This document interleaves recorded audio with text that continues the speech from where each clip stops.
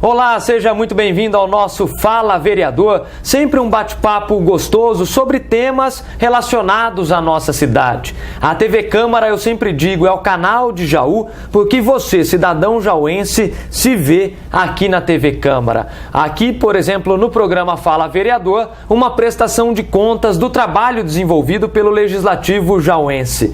E no programa de hoje nós temos a honra de receber o vereador José Fernando Barbieri. Vereador, muito obrigado por sua presença. Eu que agradeço, Paulo, é um prazer novamente estar aqui.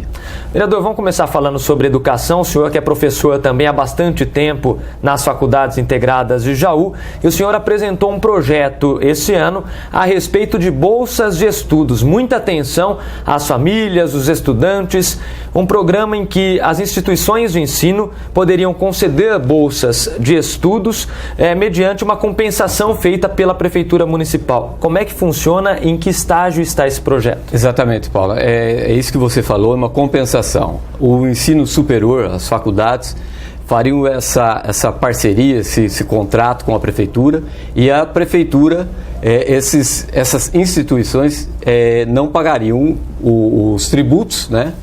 E, em compensação, teria as bolsas de estudos da própria Prefeitura. Isso está em andamento na casa, já está tramitando, e nós solicitamos do Executivo, através do secretário de Finanças, o Dr. Luiz, um estudo de impacto, quanto isso vai impactar nos cofres da Prefeitura. Então, isso está sendo estudado.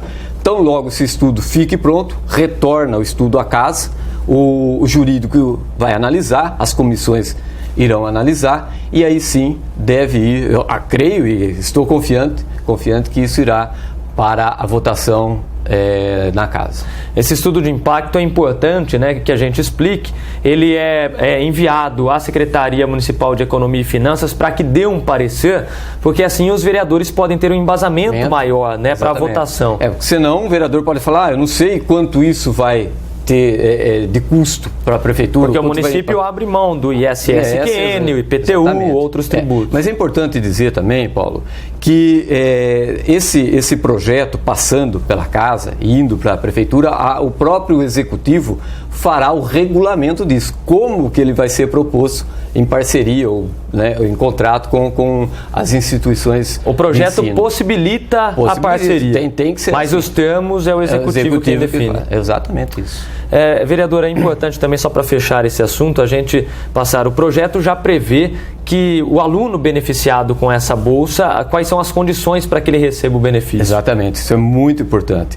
Tem que ser um aluno carente, socioeconomicamente falando, né? Não pode ser um estudante, né? um cidadão que tenha recursos para pagar do seu próprio bolso. Então, esse é o foco. E também ele não pode ter um outro financiamento, né? O FIES, por exemplo, ele não pode ter um outro agente financiador dos seus estudos. Então, único, exclusivamente, seria esse valor compensado com a Prefeitura. Fica a expectativa por esse projeto para 2016. Exatamente, nós vamos tentar viabilizá-lo no ano de 2016 e muito provavelmente ele tendo o seu início em 2017. Essa é a nossa intenção, vamos torcer, vamos trabalhar muito para que isso dê certo.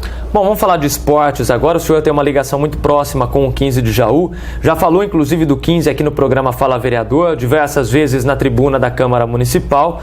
O senhor encabeçou um programa, uma luta pelo tombamento do patrimônio do Esporte Clube 15 de Novembro de Jaú, ou seja, o estádio Zezinho Magalhães. Estádio inaugurado na década de 70, um grande esforço de toda a cidade. Por que essa proposta de tombamento e, enfim, ela sai ou não? 15 de agosto de 1973, eu era gandula nesse jogo, foi a inauguração do Zezinho Magalhães. É o seguinte, nós fizemos, juntamente com o Dr. Gustavo Cambaúva e o Dr. Contador, nós fizemos esse pedido de tombamento ao CONPAC, que é o Conselho de Patrimônio Histórico do município de Jaú, isso em agosto do ano de 2013. Tramitou, foi aceito pelo Conselho, está tramitando e provavelmente nós já temos a palavra do Conselho que isso já foi aceito. Eles estão só, Paulo, vendo qual a área específica que vai ser tombada. Então, quer dizer, nós temos a notícia positiva que vai ser tombado, já está em trâmite esse tombamento, somente delimitando as áreas que serão tombadas. Eu penso, né, meu modo de pensar, que o campo de futebol, a arquibancada, aquela parte que dá acesso aos vestiários do 15 de Jaú, o próprio vestiário, aquelas construções onde o Vila Nova Artigas fez o projeto, elaborou o seu projeto, toda essa área será tombada. Aí você pode falar, mas o que vem a ser esse tombamento? Né? Na prática, o que é que representa? O que representa? Representa o seguinte, uma pessoa, né, isso vai a leilão, por exemplo, uma pessoa quer comprar, quer adquirir o Estádio Zezinho Magalhães, ela pode.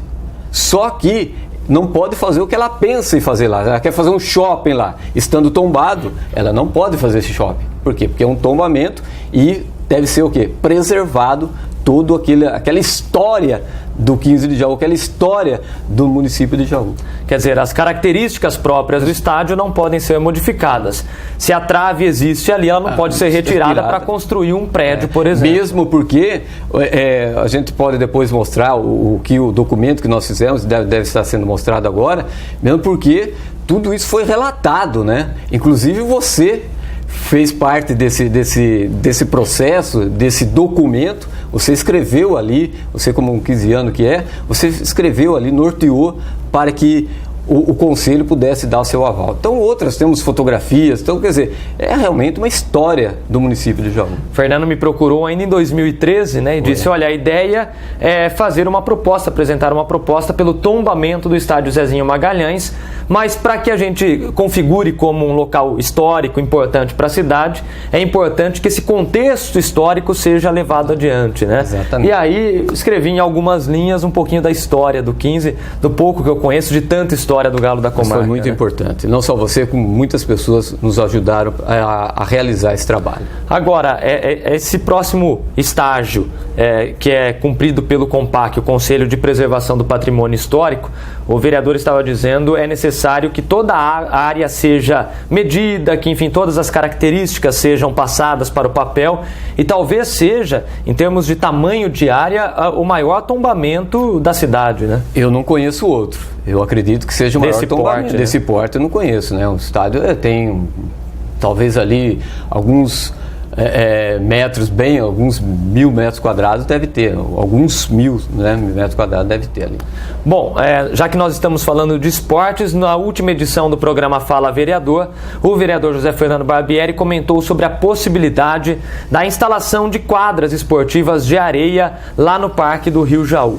Foi dado andamento a esse procedimento, a essa ideia, vereador? Foi. Essa ideia, na realidade, Paulo, partiu de alguns adeptos a esse tipo de esporte. Eles praticam isso já no Caiçara Clube, mas é interessante, e isso que chamou-me mais atenção, é que eles não querem só eles participarem, só eles praticarem esse esporte. Eles querem difundir o esporte do futevôlei e também do vôlei de areia.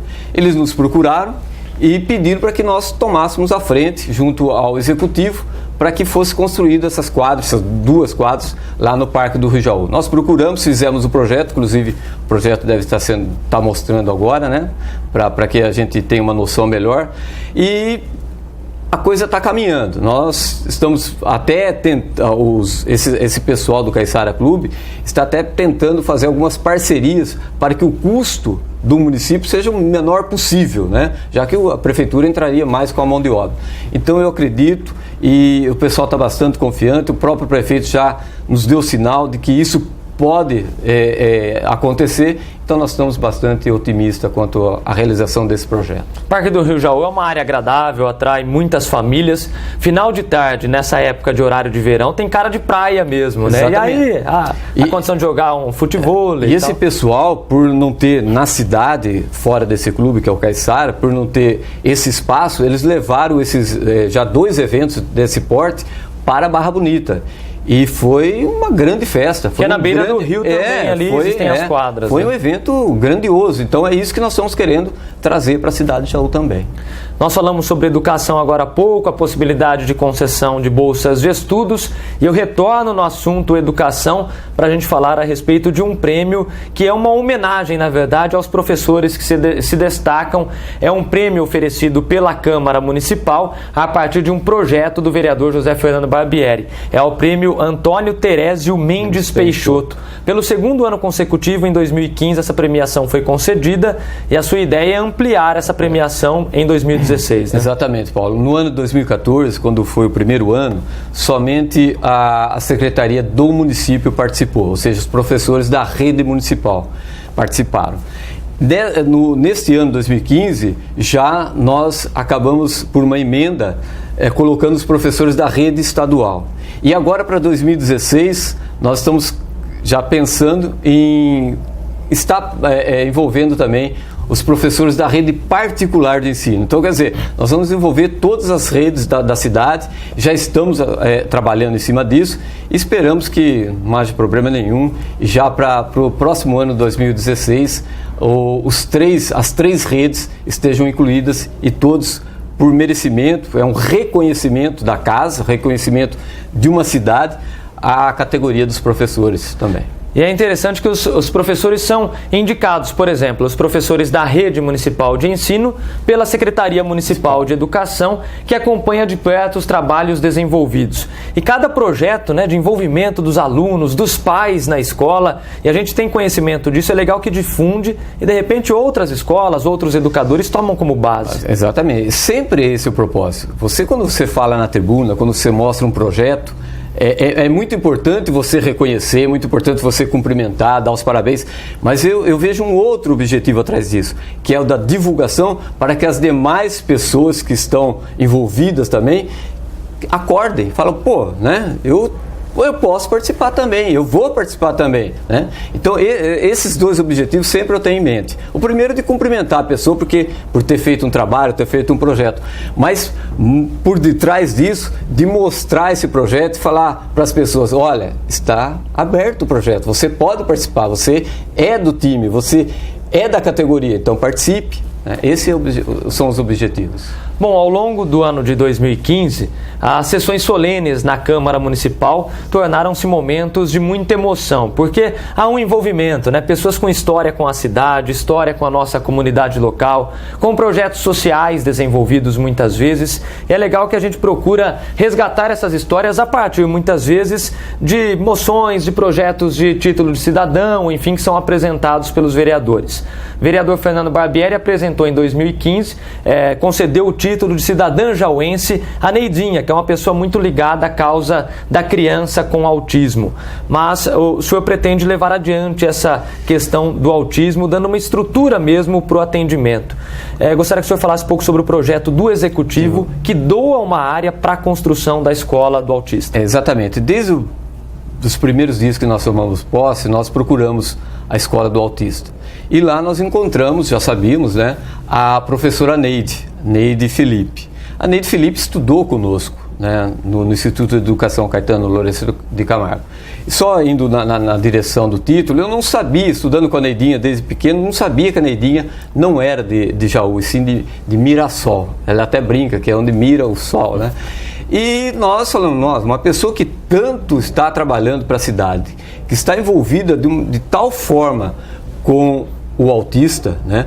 Hoje eu digo para você, Paulo, com toda certeza, que a Neidinha, nossa querida Neidinha, ela não é referência na região, no estado, no Brasil, ela é uma referência internacional no assunto autista. Então, quer dizer, aí eu falei, pera lá, se nós temos uma pessoa dessa na nossa cidade, vivendo há tantos anos na cidade e ainda não é cidadã jauense, nada melhor do que ofertar esse título, e foi um título, você estava presente, super concorrido, lotada a casa. Muito bem. Na sequência, nós ficamos sabendo também que eles estavam com um processo junto ao Ministério, se não me engano, da Previdência, junto a algum ministério, a respeito de uma isenção tributária de 20%, se não me engano, SEBAS. E nós corremos atrás também, e hoje, graças a Deus, eles têm essa isenção de 20% da folha de pagamento que eles pagavam para a Previdência Social e deixaram já de contribuir. Isso deu um fôlego muito grande para a escola do autista.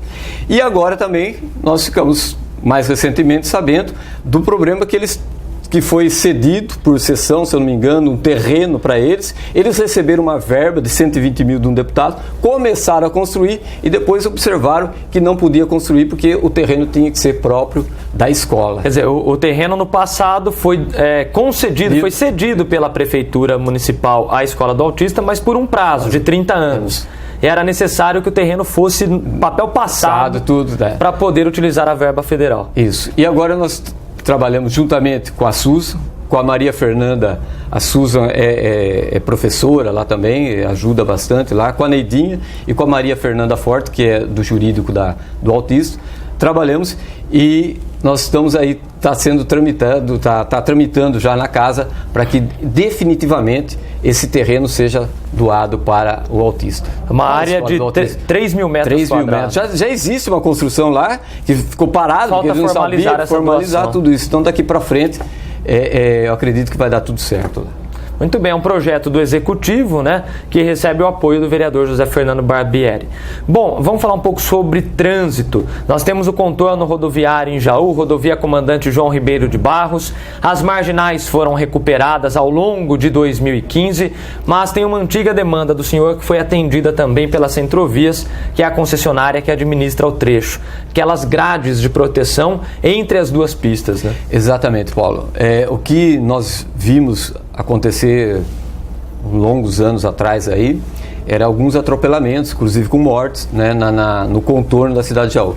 Então nós pedimos a Centrovias para que fizesse aquela tela de proteção, né? Então inclusive vocês estão vendo as imagens, e foi realizada durante todo esse contorno, né?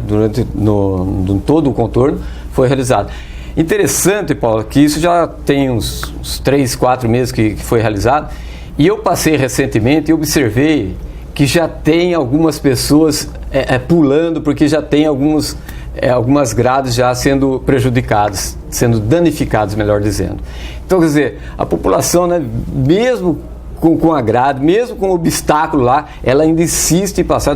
A gente pede, inclusive, aproveitando a oportunidade... E ficou alto ali, né? Ficou alto, né? A mureta de concreto foi dobrada de altura e depois ainda a grade, né, de metal. Então a gente pede encarecidamente que não façam isso. Existem as passarelas, é um pouco distante. As passarelas também, elas não podem ser uma atrás da outra, porque atrapalha. Tem todo o estudo de engenharia por trás disso. Eles sabem onde colocam essas passarelas.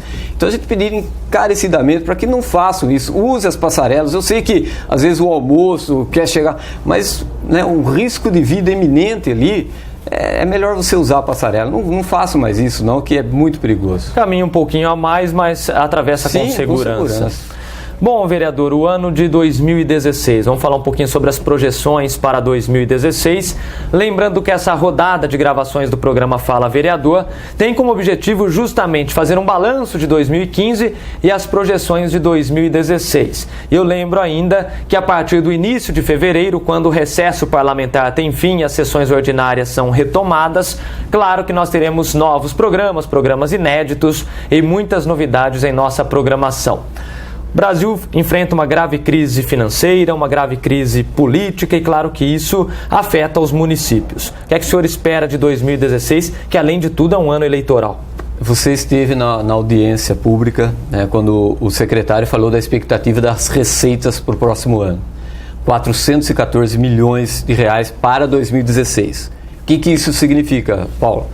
Que é o mesmo numeral, o mesmo número de 2015. Com uma inflação de 10% em cima. Você vai vendo. Folha de pagamento, e é bom que se frise aqui que a folha de pagamento é vegetativa. Não é só o aumento de 10%, 7%, sei lá quanto que vai ser dado, né? Mas existem os encargos sociais que também aumentam. Então, eu vou dar um exemplo assim. Eu digo o seguinte também, Paulo. Ainda bem que o Executivo soube economizar, soube fazer o dever de casa. Vamos supor que você ganhe R$1.000 mês e gaste 1.500. No próximo ano você ganhe R$1.000 de novo e gaste 1.500. No outro mês você ganhe 1.000 e gaste 1.500. O que isso vai acontecer? Vai explodir. Foi o que foi feito, infelizmente, no governo federal. O que não aconteceu no nosso município, né? O município gasta dentro das suas possibilidades. Não gasta mais do que recebe. No caso específico que eu estou contando para você, de você ganhar 1.000 e gastar 1.500, vai chegar um ponto que o juro vai comer tudo isso. Você vai ficar devendo muito. O que você vai ter que fazer para colocar a sua casa em dia? Quando você ganha 1.000, você vai ter que gastar 800, economizar 200 para ir pagando os juros, né, essa dívida que você acumulou.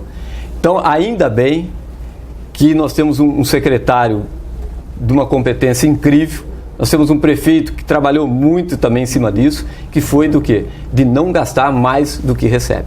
Eu sei, Paulo, que muita gente fala, por que não fez isso?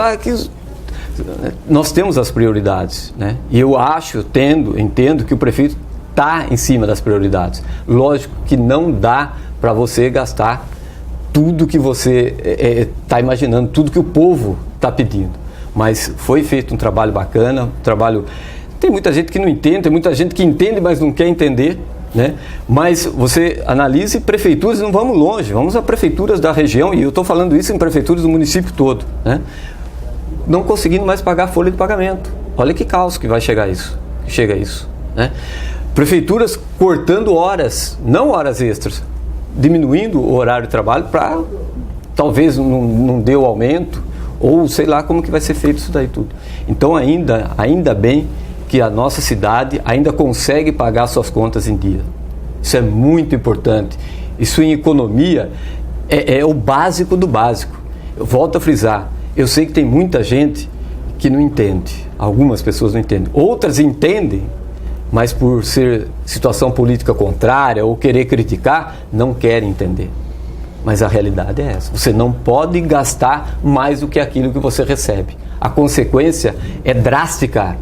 E se você não para, falei 3 meses, 1.000 para 1.500, 1.000 para 1.500, 1.000 para 1.500, mas se você não para, você não tem mais controle disso tudo. E ainda bem que nós não estamos passando por isso, e espero não passar.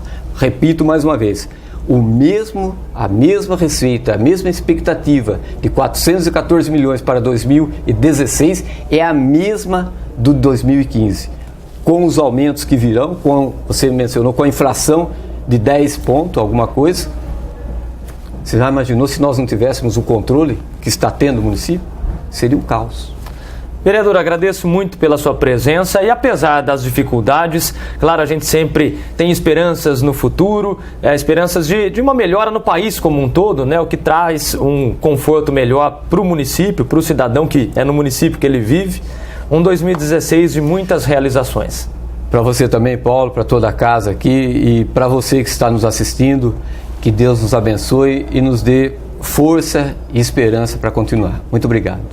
Valeu, muito obrigado também a você de casa pelo carinho da sua audiência, você fiel telespectador da TV Câmara, sempre ligado na TV que trabalha ao lado do cidadão jauense. Obrigado, turma, um abraço, a gente se encontra ao longo da programação. Tchau!